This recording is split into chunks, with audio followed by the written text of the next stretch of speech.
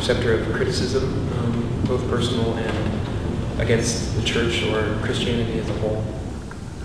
Right, how would I define my role? Highly experienced, I think. There is an element, I think, in any sort of Christian leadership where you have to be a lightning conductor. You know, you are the person where the problems land. You are the one who's to blame. And anyone at any level of Christian responsibility, I think, just has to take a deep breath and say, okay, that's part of the contract. Which doesn't mean it's particularly easy or pleasant. As I've said more than once, you just have to remember who you're answerable to, which is not the editors of the newspapers, actually. But it's tough, and the difficult thing is, I think, when you get the feeling that a lot of the media simply have an agenda. They know what the story is before you do, and they know that there's one story to be told about the church, which is, well, perhaps one story with two bits: conflict and decline. Conflict and decline. Everything has to go into that. So if a story is not about one of those two things, it's not really very likely to break through. Now, unfortunately, the Anglican Church majors in conflict at the moment. I just hope it doesn't also major in decline. But you see what I mean. If those are the grids through which everything is read, then it's very hard to break through it. We try. Good evening, Rowan. It's the 24th of May 2016 and it's about 7:45. And you'll be pleased I'm making this video this evening because as I'm speaking, you're in London giving a talk about freedom of speech. Which is quite hilarious, isn't it? Because all you've ever done is try to shut me up. And you haven't got any arguments, so all you ever do is slander me and make shit up.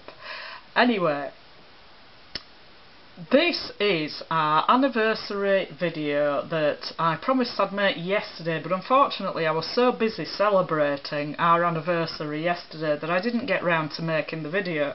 So you can see my last glass of champagne there in front of us on the video, which I'll be drinking in a minute to continue the celebrations of our anniversary. The anniversary of you having me thrown out of St Michael's Church in Headingley on the 23rd of May 2004. And as I've said before, the reason that you did this was because I kept complaining about your disgusting perverted colleague David Pete sexually harassing me and wagging himself off with his hand in my pocket, and rather than suspending him for any investigation or conducting any investigation, you decided to use techniques of trauma-based mind control in order to make me capitulate, and the brain-dead morons at St Michael's went along with this. Well, all of whom were cronies of David Pete, actually, so there you are. They were friends of his, and you know, he used to go around to their house and have dinners and stuff like that. So that's what happened on the 23rd of May 2004. You had me sacked from everything on the 23rd of April 2004, and you thought that that was going to make me capitulate, and it didn't.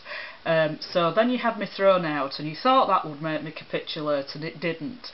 And you gave a talk at the Greenbelt Festival, which I didn't hear until relatively recently, after I started researching you, because I knew what a crap merchant you were already back then, you see, so I never took any notice of anything you said. So I didn't know about that then anyway, and I didn't know you were engineering all of this, so I wasn't interested in you in any way whatsoever. I never took any notice of you. So then you gave this talk at the Greenbelt Festival saying that I had to go back to the priest and sort it all out, but I didn't know about that. So now here we are, 12 years later, and obviously I want to put the question to you again: how is your strategy of trauma-based mind control going? Have you ever had any success with it in relation to me? And I think you'll find the answer is no.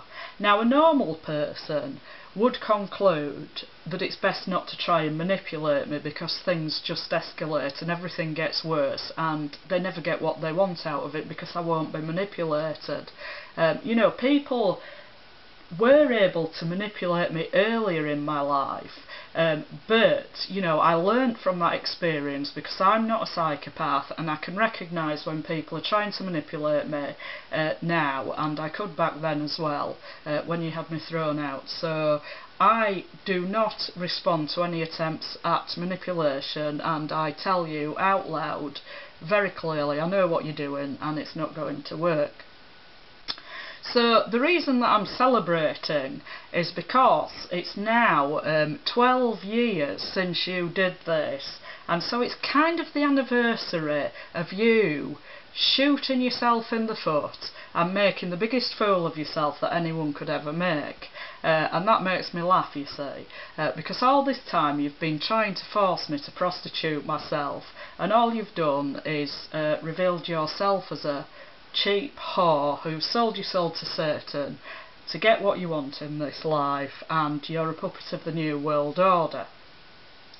So, and I've mentioned before as well that I've been put through all of this suffering, particularly over the last 7 years, by a bunch of morons who think they're helping me.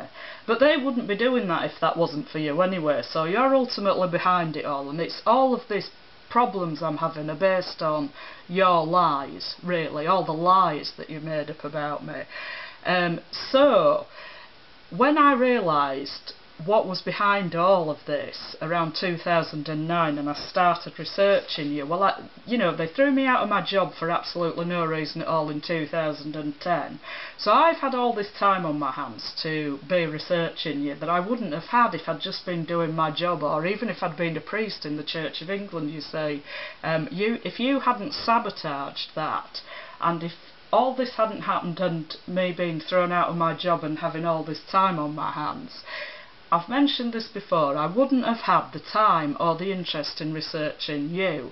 So the fact that I've been able to discover that you're a puppet of the New World Order and all the things that you've been up to, and that you're a Luciferian and you've sold your soul to Satan and all that kind of thing, well, you're responsible for all of that, you see, because if you hadn't done all these evil things to me, and particularly if that hadn't resulted in me being unemployed for a long period of time, then I would never have had the time or the interest to be researching you see. So, isn't life shit? Isn't life just shit when you can't do all these evil things to someone without them not giving you what you want, and without them researching what's behind everything you've been up to and finding out that you're a satanic piece of filth, and trumpeting this knowledge to the entire world. So isn't life just shit, Rowan, when you can't do evil things to people and get what you want out of it, that they just don't react to it, and they research you and tell the whole world what a psychopathic, satanic piece of filth you are. So this is why I'm celebrating, you see, because having me thrown out of St Michael's Church on the 23rd of May 2004 was the beginning of your kind of epiphany to the world as the satanic filth that you are, because we wouldn't be in this situation now, would we, where I've been able to find out all this information about what's going on in the world, and your enmeshment in it, shall we say. If you hadn't done all these evil things to me personally, then I wouldn't be in a situation to do this research and present it to the world, the kind of psychopathic, satanic, globalist control matrix that you're involved in and controlled by. So that's why I've got my champagne out, to celebrate your downfall.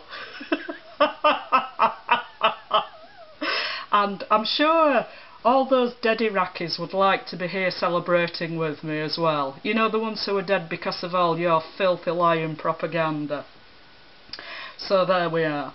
Anyway, we've just had a clip where you were responding to someone who asked you how you responded to criticism, and I did want to talk about this a bit, because every time you open your mouth about anything like this, you demonstrate what I've always said, that you go to great efforts to evade criticism, to blame other people, and this is a well-developed strategy in you because of your extreme narcissism. You can't bear to believe that there's any faults in you at all. So whenever anyone asks you about criticism or criticises you, you deflect that criticism. You've got well-practiced techniques of deflecting criticism. So I'm now going to talk about the things that you said. There is an element in any Christian leadership where you have to be a lightning conductor. You are the person where the problems land. You are the one who's to blame. Well, you're not saying that you are the one who's to blame, are you? You're saying that other people kind of irrationally blame you when things go wrong just because you're the figurehead. And the things that they complain about have never got anything to do with you. That's what you're implying, really. So you say, and anyone at any level of Christian responsibility just has to take a deep breath and say, OK, that's part of the contract, which doesn't mean it's particularly easy or pleasant. So rather than accepting you've even made any mistakes, that you could have said, oh, you know, when people make a legitimate complaint and I have made a mistake about something, it's as important to be out in the open about it and try and resolve the difficulty as soon as possible and try and work together to find a resolution to the problem. You don't say that.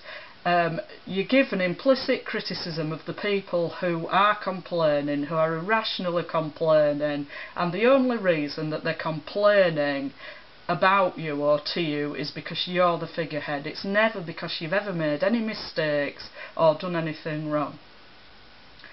As I've said more than once, you have to remember who you're answerable to, which is not the editors of the newspapers, actually. Well, that's true, actually. You're not answerable to the editors of the newspapers, and you have made this comment on numerous occasions. I've seen videos and read articles where you've said this before, and what you're implying is that you're answerable to God, which is true, which means you have to keep God's law, really. Doesn't it? One of the things that would involve would be not slandering people and not committing adultery. I mean, those are two things, and not killing people as well, which you have done, really, as a kind of third party through all the propaganda that you've provided. So you are answerable to God, but you're not keeping God's law, and you're not acknowledging this openly. You're blaming the people who criticise you and evading the question. And you were, at the time, you were Archbishop of Canterbury, so you were responsible also to the Church of England, who were paying you £750,000 more or less in total for being Archbishop of Canterbury, and also housing you for free and paying your expenses and paying for things like your vestments and stuff like that. So you were also answerable to members of the Church of England, of whom I was one for about 5 years of the time that you were Archbishop of Canterbury, but you won't acknowledge you've got any responsibility to me at all, will you? Even though I was contributing financially to the church and so was contributing to your upkeep, you don't think that you're responsible to me at all, or to anybody else in the Church of England, any of your other victims. You just want to deflect criticism and say, oh, I'm answerable to God. But actually, being answerable to God doesn't mean anything to you, because you don't even try to keep God's law. So this is just a method of deflecting criticism, because when anyone tries to hold you to account, like me, in terms of God's law, you evade the question and call me judgmental and paranoid and insensitive and blah blah blah, it goes on and on. But basically, whenever anyone criticises you, they're irrational and there's something wrong with them. So you go on to say, but it's tough, and the difficult thing is, I think when you get the feeling that a lot of the media simply have an agenda. They know what the story is before you do, and they know there is one story to be told about the church, which is conflict and decline. So the person hasn't asked about criticism in the media, has just asked about criticism generally, and you've taken it as meaning criticism in the media because you want to really criticise the media. Now, there's an awful lot that can be criticised in the media, but some of the criticisms they've made of you are not among them, to be quite frank.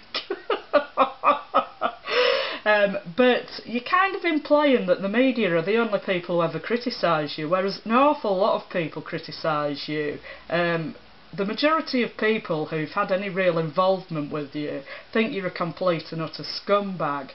And it's kind of the same strategy that you used when you were talking to that man, that Muslim man I already showed the video of a couple of weeks ago. And you were talking about people being Islamophobic, as if this was some kind of crazy, irrational feeling that some other people had. When people who are Islamophobic, if that is even a state of being, are only responding to your propaganda. Nobody would be Islamophobic without your propaganda and people like you. No one would even think about it. Nobody is Hindu-phobic or Buddhist-phobic. Because no one's going around telling everybody that Hindus are terrorists and Buddhists are terrorists, even though there are Hindus and Buddhists in other parts of the world who do commit terrorist acts. So Islam's the fall guy at the moment in terms of the globalist agenda, and it'll be some other religion later on. So you go on to say, unfortunately the Anglican Church majors in conflict at the moment. I just hope it doesn't also major in decline. But if you see what I mean, if those are the grids through which everything is read, then it's very hard to break through it. We try. So you're the victim, Rowan, that's what you're saying. And I am going to show another clip in a minute to show your victim posturing once again. But you twist it everything round so that you're the victim, you're the rational person. You always present yourself as the kind of pathetic figure who's just been bullied and got at by everybody else. And this is a well-practiced technique that you've developed to avoid any form of narcissistic injury, which I've mentioned before. So I'm going to play this other clip now that I'm going to comment on, and it's a sermon that you gave on Pentecost Sunday 2016, which was the 15th of May. So it's just over a week ago, and it's been on the internet for a few days, but I only found it today. I'm not going to comment on all of it, but I've just taken a small clip from it. I mean, the whole thing is you talking in a really whiny voice like you're some kind of wounded, woebegone, hard-done-by victim, when in fact you're an abusive, sadistic, gaslighting, satanic pervert. So I'll play this clip now, and then I'm going to comment on some of the things that you say in it. And our work for those who are most needy and most vulnerable in our world today is the work of God's Holy Spirit, breaking down the barriers of incomprehension and insensitivity, building up the deep connections that allow us to see one another truthfully, because the Spirit is the Spirit of truth, as Jesus tells us in this morning's Gospel.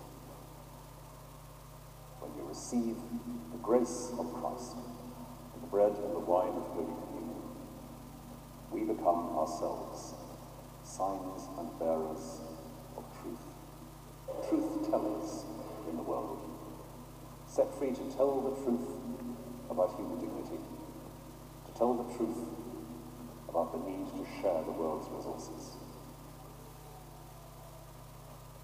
And so, if you think about what you might put in the Christian aid envelope, as some of you swallow hard and knock reluctantly on somebody's door to ask for money for Christian aid, just remember, this is the work of God's Holy Spirit.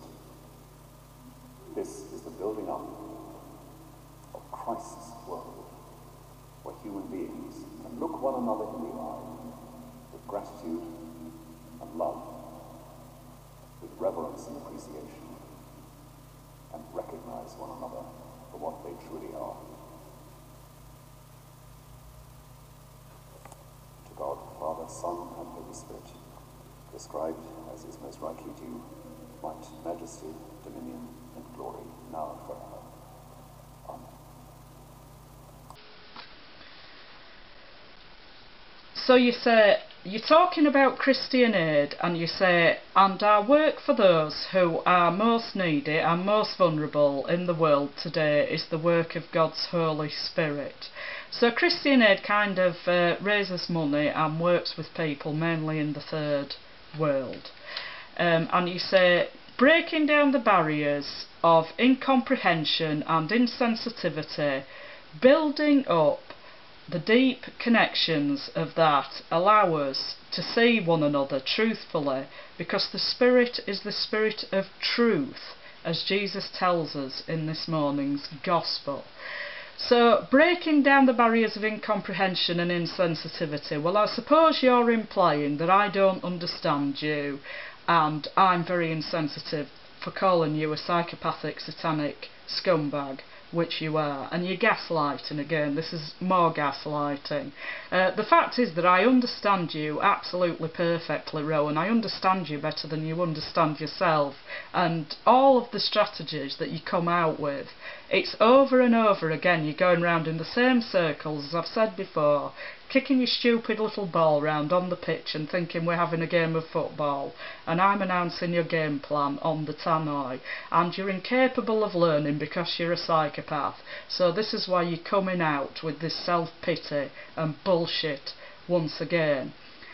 And when you talk about building up the deep connections that allow us to see one another, well, there isn't any deep connection between us. There's no connection at all. I want nothing at all to do with you. I never will. I never have wanted anything to do with you, and you won't accept that, and that's why we're in this situation now. And it's no good talking about truth and using the word truth. There is a passage, I think it's in one of the Psalms, where it says something like, he spoke and it was done, he commanded and it stood fast. And this is talking about God's action, basically. He speaks and it happens, and he commands something and it stands like that forever, you know, it's kind of immovable. And you seem to have an understanding of your own words like this, actually, like you only have to say something and it automatically becomes the truth. You don't have to interact with actual reality at all.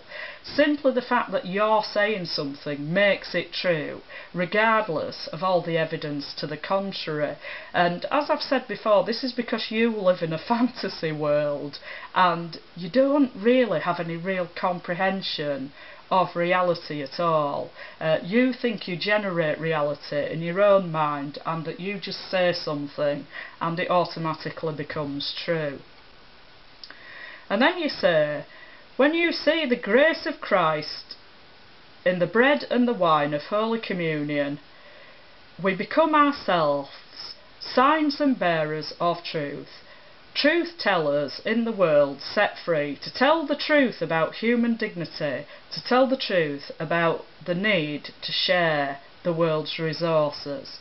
So you keep mentioning this word truth over and over again. You're programming us with the idea that you're telling the truth, despite all the evidence to the contrary about the majority of things that you say, nearly all the things that you say for that matter. So I just want to tell you, Rowan, that saying the word truth over and over again in a deeply wounded voice won't get you anywhere. You're a lying, conniving scumbag and you never tell the truth. And then you talk about Christian aid collectors. Now, what Christian aid collectors do in Britain is they post an envelope through people's door, through their letterbox, and then they go back a few days later and ask the people if they'd like to contribute to Christian aid, and if the people do, they give them back the envelope with some money in it. So you talk about, you say some of you knock This is talking about the people knocking on people's doors. So what you're telling us here is that you don't bother doing that, even though you're telling everybody else this is what they ought to be doing. This activity is beneath you.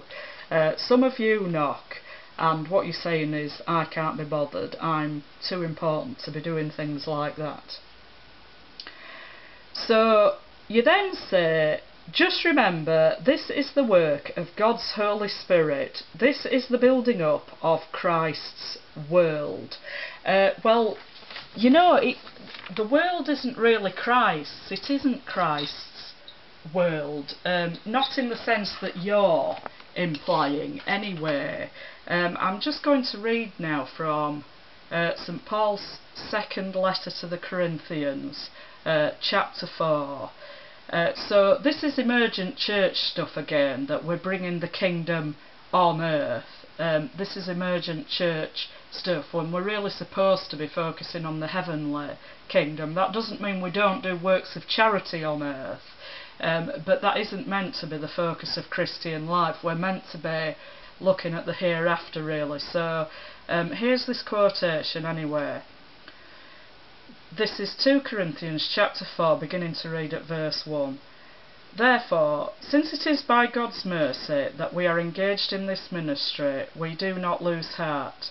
We have renounced the shameful things that one hides. We refuse to practice cunning or to falsify God's word, but by the open statement of the truth we commend ourselves to the conscience of everyone in the sight of God. And even if our gospel is veiled, it is veiled to those who are perishing. In their case, the God of this world has blinded the minds of the unbelievers to keep them from seeing the light of the gospel of the glory of Christ, who is the image of God. So, if the God of this world is blinding the mind of unbelievers, well then that's not going to be Christ, is it? In fact, it's Satan. Satan is the God of this world. And Jesus says in John's Gospel, chapter 18, verse 36, my kingdom is not of this world. So to be talking about Christ's world is very misleading. This is basic Christian doctrine, everybody knows it. So why are you promoting this satanic doctrine, apart from the fact that you've sold your soul to Satan, and you're continually promoting this emergent church bullshit, which is intended to undermine and destroy traditional Christianity? And then, so you say, this is the building up of Christ's world, where human beings look one another in the eye with gratitude and love, with reverence and appreciation, and recognise one another for what they truly are. Well, I do recognise you for what you truly are. You're a psychopathic scumbag, you're satanic filth, you're a lying, conniving, sadistic bastard, and you enjoy controlling and destroying people, and screwing around, and trying to knock young women up and going around slandering them forever. So I do recognise you for what you truly are. If you want me to be adoring you and making out that you're the new Messiah, like a lot of your brainwashed, brain-dead cheerleaders have done over the years, then think again, you've got to be joking.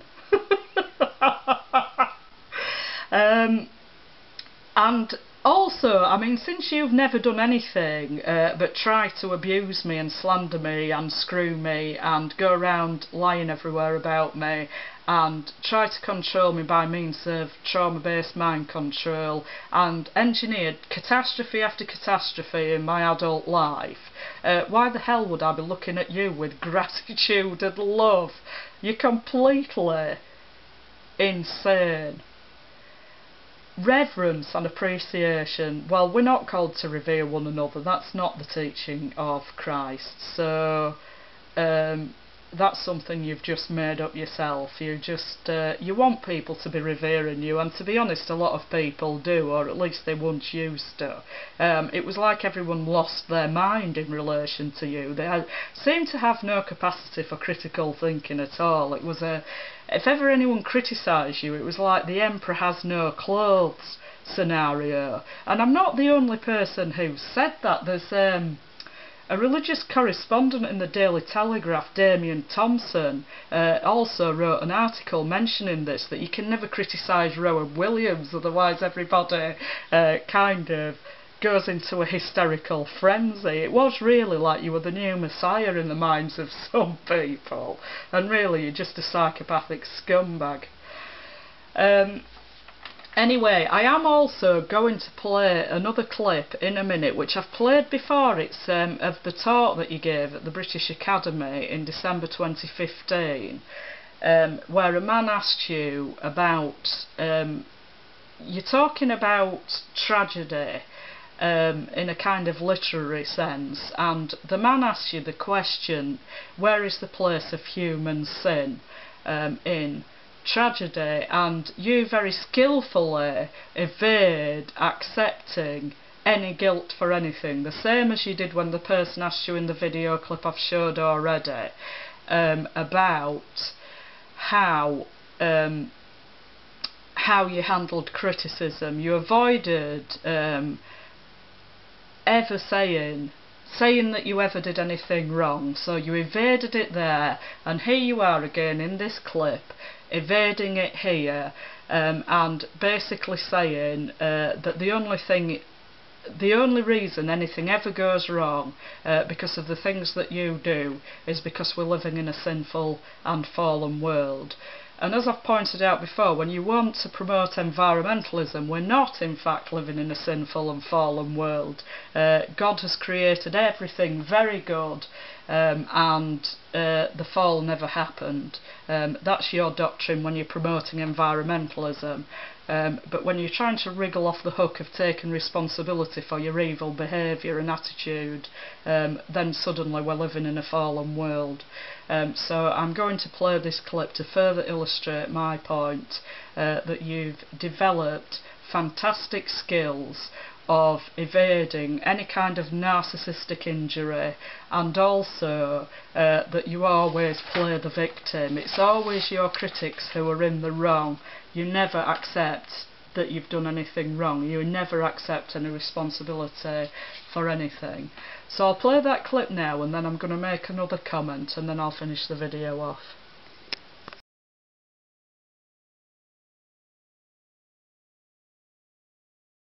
Thank you very much for that wonderful inspiration. My question is, what is the place of sin, human sin, in tragedy? Bear in mind, in the beginning, in Genesis chapter 1, everything was good. But when the sin came in, everything went upside down.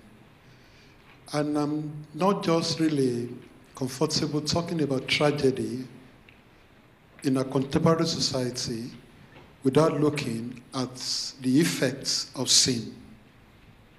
Thank you very much. Is this... Yes. Thank you very much for a very important question. I think there are two things to be said in relation to the question of sin. The first is that the Christian worldview, and to some extent, of course, the worldview of Job, says don't look for one-to-one correlations between sin and suffering, because you won't find that calculus. Suffering is not proportionate to guilt in the world we know, and that's crucially important.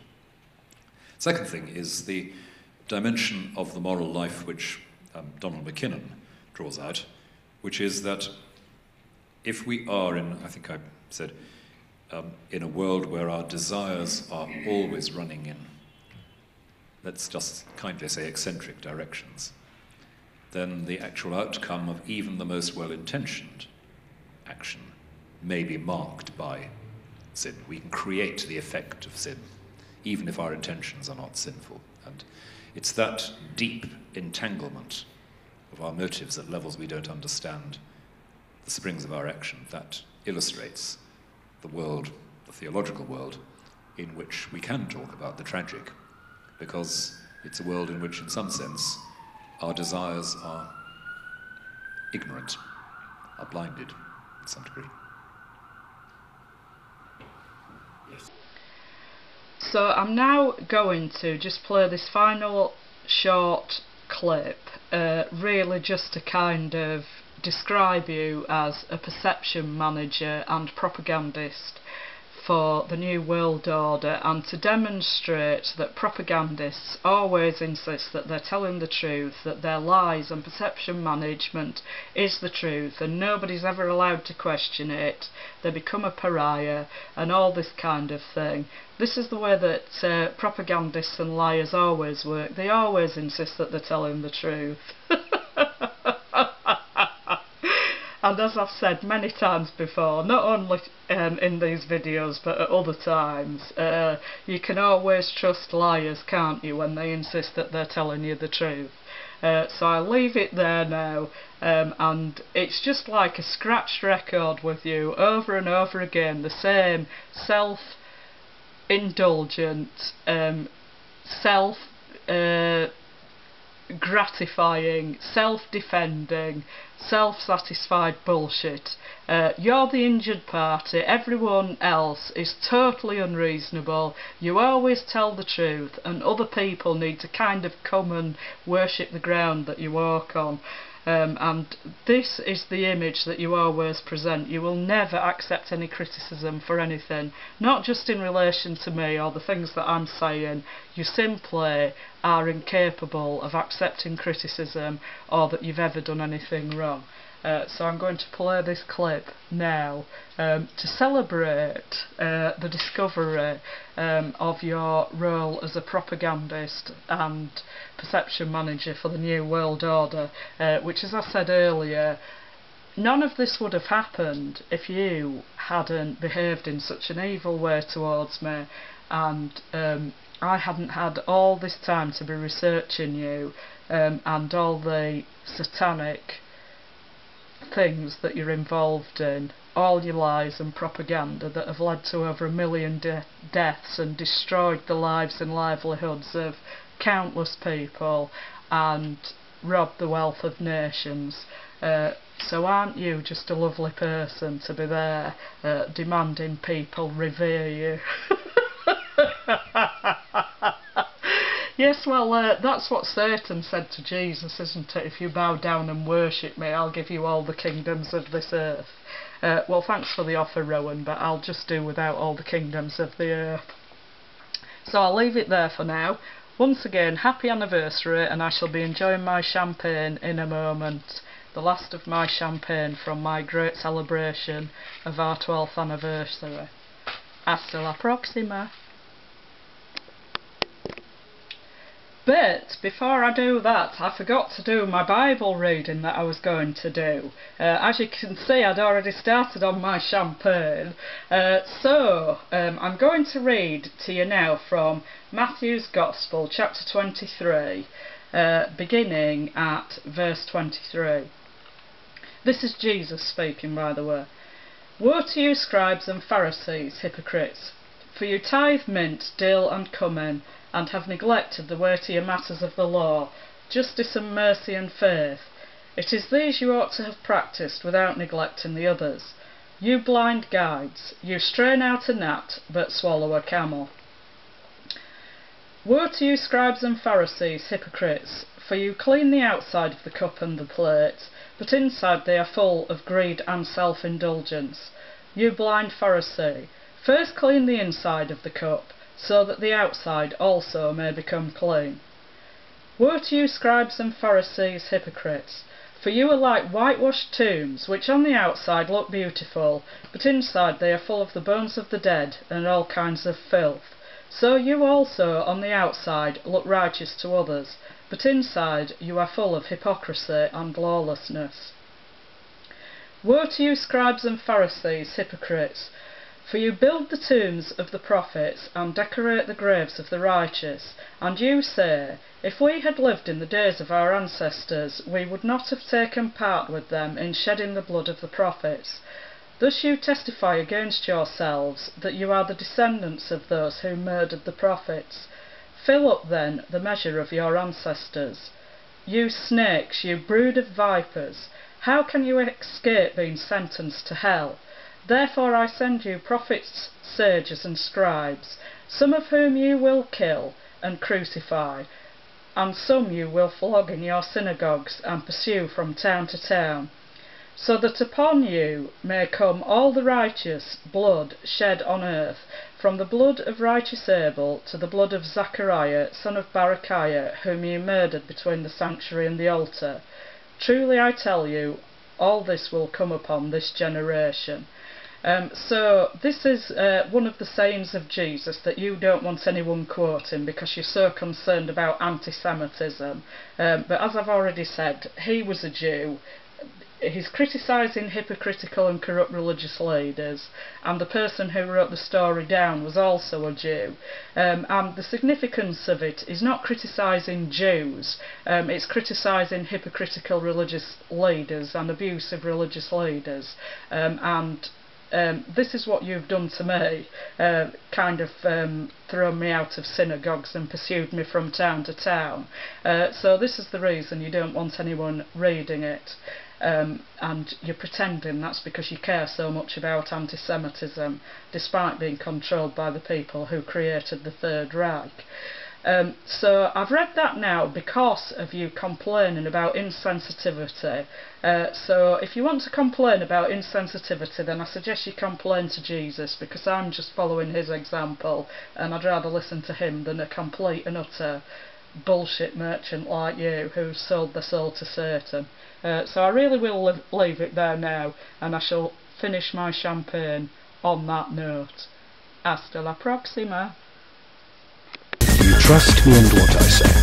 The government love you. The government cares for you. Watch the television. This is the truth. Criminals and terrorists want to kill you. The government will save you. The police will save you. We need to go to war to protect you. We are here to look after you. Conspiracy theorists are insane and dangerous. Be fearful. We're small and weak. The government is strong. We will look after you. Obey. You must obey. You feel sleepy and relaxed. So relaxed. This is the truth. The truth. The truth. You are fearful. Fearful. You do not like music. You do not like people who smoke. You do not like people who try to tell you things that are bad about your government. These people are dangerous. They are not to be trusted.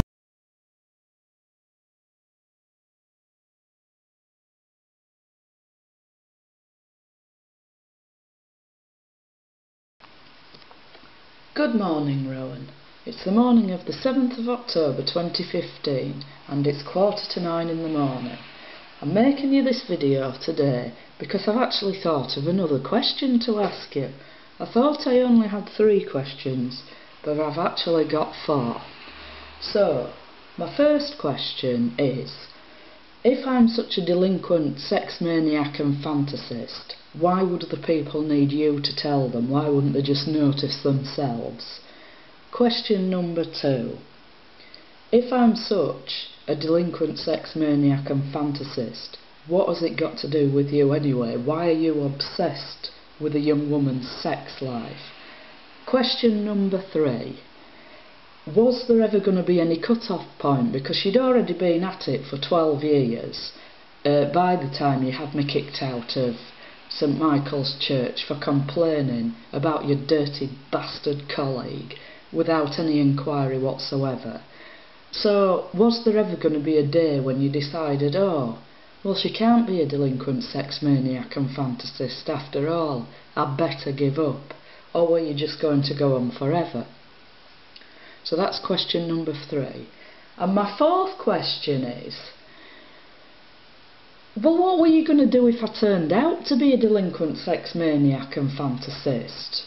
What were you going to do? Because it's got nothing to do with you anyway. My personal life, my private life, has absolutely nothing to do with you.